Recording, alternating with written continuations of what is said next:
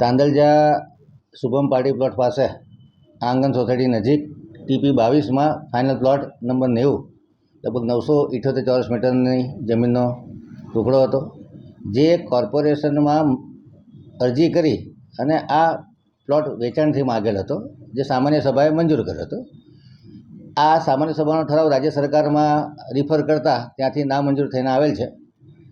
આ વસ્તુ ધ્યાનમાં આવતા પૂર્વ કાઉન્સિલરે પણ ફરિયાદ કરી છે. એ સિવાય પણ અન્ય જગ્યાએથી ફરિયાદો મળતા યુસુફ પઠાણ કે જેઓ આ પ્લોટ માટે જે કાર્યવાહી કરી હતી, એમને 6 જૂનના રોજ નોટિસ આપવામાં આવી છે. નોટિસ પીરિયડ લગભગ 1 થી 2 અઠવાડિયાનો પૂરો થતાં એની પર આગળની કાર્યવાહી કરવામાં આવશે. 2014થી આ પ્લોટ પચાવી પાડેલો છે. હવે આ પોલિટિકલ દેશભાવથી આવી રજૂઆત આવી એ સાંસદ બન્યા પછી? એવું તો મને બહુ ખ્યાલ નથી, પરંતુ જ્યારથી રજૂઆત આવી એટલે 6 જૂને અમે એને નોટિસ આપેલી છે. કોઈ પણ નોટિસ પીરિયડ હોય અને રિઝનેબલ સમય એ પોતાના ખર્ચને જોખમે દૂર કરે એ પ્રકારની નોટિસ આપવામાં આવે છે. શું કાર્યવાહી કરવામાં આવશે? ખાલી નહીં કરે, કારણ કે નાનો લારી ગલ્લાવાળો ઉભો થઈને જોડેથી દંડ વસૂલો.